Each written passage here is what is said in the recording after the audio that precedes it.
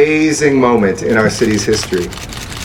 And I can't help but feel that this is one of those moments when you read the chapters of Los Angeles history, what it feels like to actually be one of the authors, all of us, pen in hand, writing the pages of what will be the next 50 years of this city's amazing history. Because in Los Angeles, we don't just mark history, which we do here today, certainly, but we make history.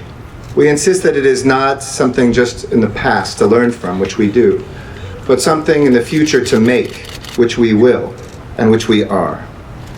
Here in this space, we all have, just think you each as individuals, your memories here. I know they start way back. I don't know what my grandfather's memories are, but my dad grew up at 42nd and Figueroa Place before the 110 freeway took that street away. Literally 2 or 3 blocks from here, looking at this Coliseum as a little boy.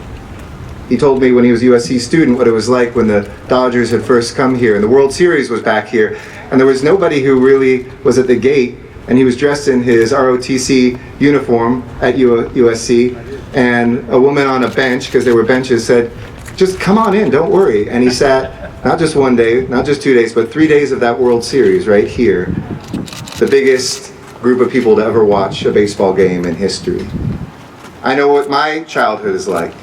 When I was 13 years old, being here with flashlight in hand, long before we had cell phones, to light up at the closing ceremonies of the most amazing 2.5 weeks of my LA history, when we saw the world come to our streets, when people were trading pins right here in this plaza where we sit, and when we saw the world smile at what Los Angeles had become and would be. And I'm so grateful to this Trojan family that believed in this building. There's a lot of places that knock their history down. There's others who just let it slowly degrade. But here in Los Angeles, we find a way to make sure that we lift it up. We honor it and find its next incarnation. And that's what we're celebrating here today. We can see it in the Greek marble over here, the Roman marble over here. Just 6 days ago, I was overlooking the Roman Coliseum with the mayor of Rome, a few hours before being able to meet with His Holiness Pope Francis. And I looked out and saw that, thinking about that a week later I would be at that other Coliseum. And that one's in kind of worse shape than this, I gotta say. USC wants to take it on and renovate it. But the $315 million belief in this place, in this institution, in this city, and in those memories was made possible by this Trojan family, by each one of the donors, by each one of the building tradesmen and women who came in here and gave us their labor, because it is human beings that build buildings, not just plans. To the board and to United Airlines, who stepped up in an exceptional way, and United Airlines Field at the Memorial Coliseum looks amazing. So thank you for believing in this town and what you have done as well. To Curran Price, our council member and my dear friend, to Supervisor Janice Hahn and her leadership, to Lynn Swan and Clay, and to the entire sports infrastructure of USC. There's a little bit I hear of a rivalry across town, and as mayor, I want to just say my father raised me with some very strict instructions, which is always root for USC football.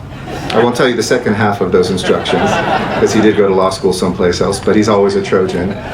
To Mark and the entire United Airlines team, to Mark Simpkins representing our veterans community. Where'd you go, Mark? There you are, over there. And by the way, I don't know if he's still here, but we have a veteran, there he is, Sidney Walton, who visited me in my office, is 100.5 years old, a living World War II veteran who served the entire World War II. A man who has seen all 50 states, represented our nation, was with our president and President Macron in Normandy. Thank you, we love you, and we honor you with this building. You know, quick side note, Sydney, and you can check this all out at GoSydney.com, there's your little plug for today, regretted not meeting a Civil War veteran when he was a kid. And he said, when I get to be of a certain age, I want to make sure that kids today can meet a real live World War II veteran, and he is doing that across this country. And so whether it is him or my late grandfather, who was an immigrant to this country, a dreamer before we had that term, and not a citizen until he volunteered in World War II to fight for the only country he knew and loved. He came back as a citizen, the men and women who today answer the nation's call. We remember that this is what this building is really about behind us. And finally, I just want to say, I hope all of you will be here to enjoy in 2028 the next set of memories. After many USC national championships, after what we see here elevated up, we'll put a track back here. Part of the opening ceremonies will be here, even with that other beautiful stadium being built across town in Inglewood. We will see that this city is indeed a city of angels, one in which, in the words of the poet, we always make sure that our reach may exceed our grasp, but we keep stretching. We keep stretching to that tomorrow, we keep stretching to that possibility. Everybody freaking out, it's just a June bug, don't worry. They don't bite. It's just a June bug, they're good luck. It's August, I know. It's a little climate change, you know? June bugs are in August. But let us keep reaching beyond that grasp, as the poem goes, after all, what is a heaven for? After all, what is this city of angels for? Congratulations to everybody. Thank you so much.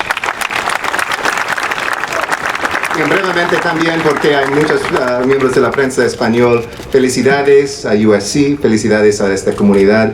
Este gran coliseo es el centro, el corazón de Los Ángeles, y este día es un gran día. Gracias a la comunidad de USC del sur de Los Ángeles celebramos este día. Felicidades.